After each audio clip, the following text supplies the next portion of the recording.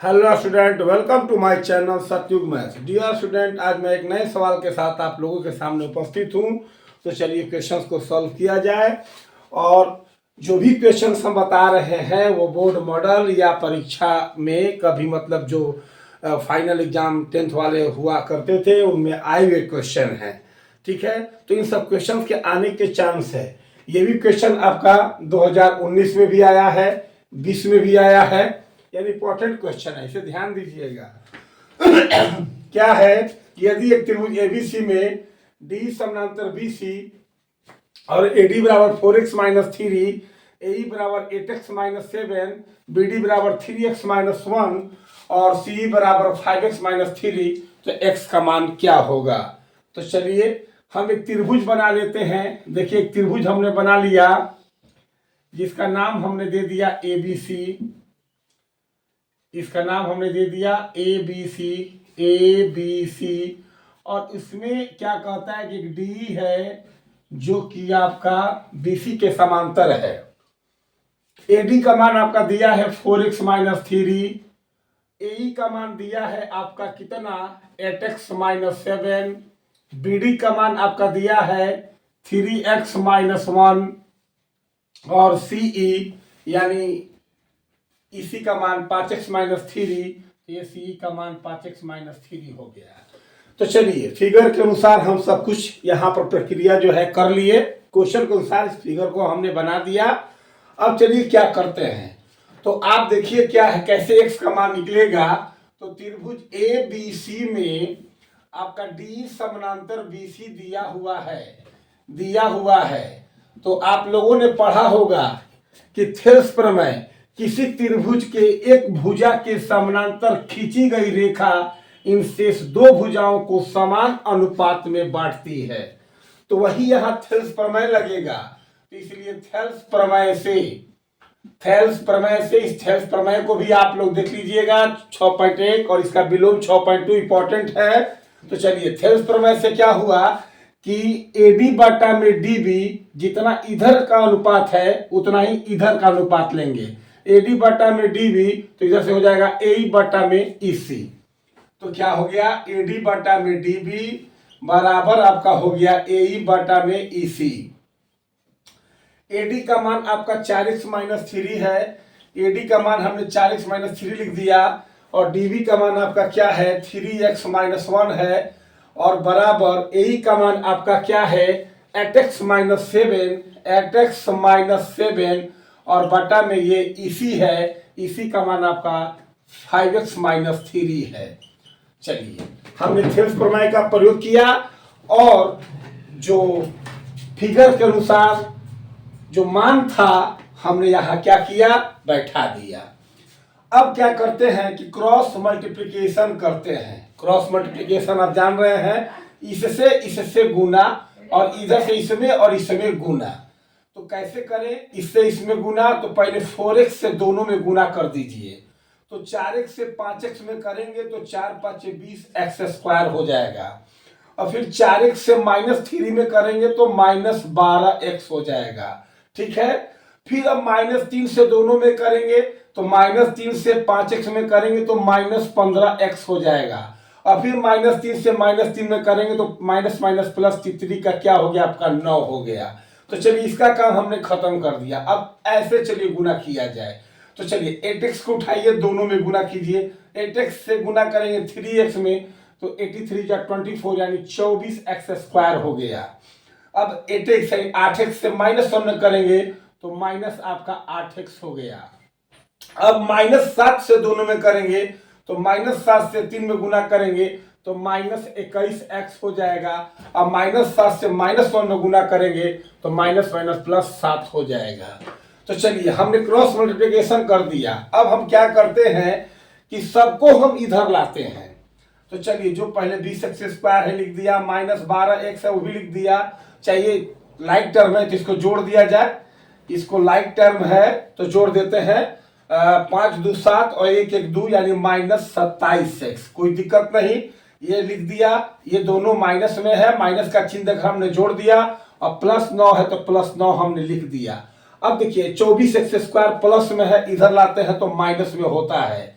ठीक है। उसके बाद ये दोनों लाइक टर्म है, इसको जोड़ेंगे तो दोनों माइनस में 21 60 29, 21 60 29 एक्स, तो माइनस 29 एक्स है, इधर आएगा तो प्लस में हो जाएगा, 29 एक्स हो गया। और फिर ये प्लस 7 है, इधर बोला दिए माइनस 7 हो गया, और बराबर क्या हो गया आपका 0 हो गया। एक लाइन और बढ़ते हैं तो चलिए 20 एक्स स्क्वायर और ये 24 एक्स स्क्वायर, देखिए लाइक टर्म है, ये प्लस में और ये माइनस में है, तो इसमें से इसको घटाएंगे और माइनस में से घटाते हैं तो माइनस 4 एक्स स्क्वायर हो जाता है। चलिए ठीक है। अब देखिए ये 29 एक्स और ये माइनस 27 एक्स, ये भी लाइक टर्म है, इसको इसमें से घटाते हैं तो ये प्लस 2x हो गया। चलिए भी ठीक हो गया, प्लस में से घटाए हैं, प्लस का साइन दे दिए। अब यहाँ 9 बचा, 9 में से 7 घटेगा तो क्या होगा, +2 होगा, तो हमने +2 ले लिया और बराबर क्या हो गया मेरा 0। अब क्या करते हैं, यहां से माइनस कॉमन लेते हैं, यहां से माइनस कॉमन लेते हैं। देखिए अगर आपका एक्स स्क्वायर यानी पहले वाला अंक ये द्विघात समीकरण का हो गया है, तो पहला वाला अंक जो एक्स स्क्वायर वाला है वो माइनस में दिखाई दे तो कोशिश कीजिएगा कि माइनस आप कॉमन ले लीजिएगा। तो माइनस हमने कॉमन ले लिया, और माइनस क्या, माइनस तो कॉमन आएगा ही, और साथ में देखिए 2 2 और 2 दूनी का 4, 2 भी है तो 2 भी कॉमन ले लीजिए। तो माइनस के अनुसार अब ये प्लस में हो गया तो 2 और 2 बाहर इसमें से आ गया है, 2 दूनी का 4, 2 आ गया तो 2 यहाँ बच गया, 2x स्क्वायर प्लस है तो क्या हो जाएगा माइनस, 2 बाहर आ गया, x हुआ, और फिर प्लस है तो माइनस, 2 बाहर आ गया तो क्या हो गया 1, और बराबर क्या हुआ आपका 0। अब चलिए यहां से देखिए, अब हमने क्या किया कि -2 जो है इनटू में है, गुना में है, ये गुना में इधर आएगा बाटा में तो 0 हो जाएगा, यानी 2x square minus x minus 1 बराबर आपका क्या हो गया 0। अब चलिए हम इसको तोड़ने का प्रयास करेंगे, तो जितना ये क्वेश्चन है आप वीडियो को पॉज करके इसे नोट कर लीजिएगा। तो चलिए ठीक है, अब हम आगे बनाते हैं।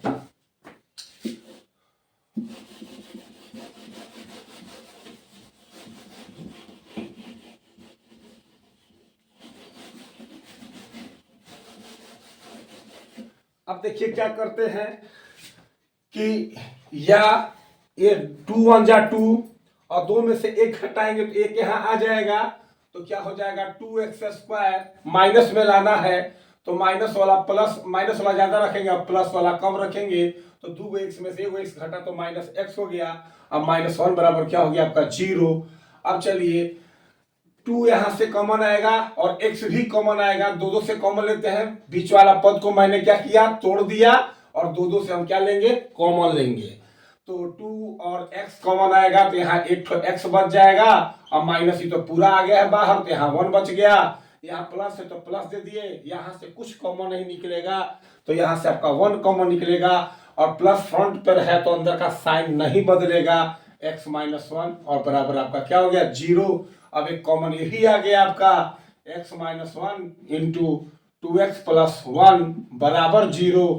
अब x -1 लेंगे तो ये वाला इसके बट्टा में जाएगा तो 0, x बराबर आपका 1 हो गया, और 2x + 1 जब लेंगे तो ये वाला चीज इसके बट्टा में जाएगा तो 0, 2x बराबर आपका -1, x बराबर -1/2 आपका हो गया। तो अब देखिए x का मान हमसे वो पूछा और x का मान यहाँ 2 आ गए, एक 1 और एक -1/2। तो ये आप जानते हैं कि भुजा त्रिभुज हो या चतुर्भुज हो, भुजा की लंबाई कभी माइनस में नहीं होता है, इसलिए इसकी वैल्यू आपकी असंभव होगी। ठीक पॉइंट में जो भी होता लेकिन प्लस में होना चाहिए था, लेकिन ये माइनस में है, इसके लिए असंभव हो गया, और आपका यही संभव मान है, ये आपका क्या हो गया आपका आंसर हो गया, यानी x का मान इसमें क्या आएगा 1 आएगा। ठीक है, अगला क्वेश्चन है कि 4/5, x, 2 किसी एपी के क्रमागत पद हो तो x का मान क्या होगा। ऐसा सवाल हमने कई एक बार आप लोगों को बता दिया है, ठीक है, लेकिन दे देते हैं कि कम से कम आप लोग को याद रहे, ऐसे क्वेश्चन बहुत आने की संभावना होती है 2 नंबर में।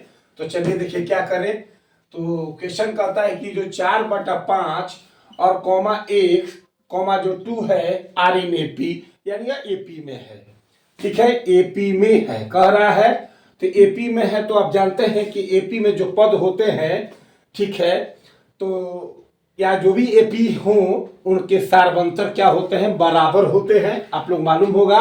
और सार्वंतर कैसे निकलता है, सार्वंतर यानी कॉमन डिफरेंस, तो अगला पद में से ठीक पहला पद को घटा देना। आप लोग भली भांति पढ़े होंगे।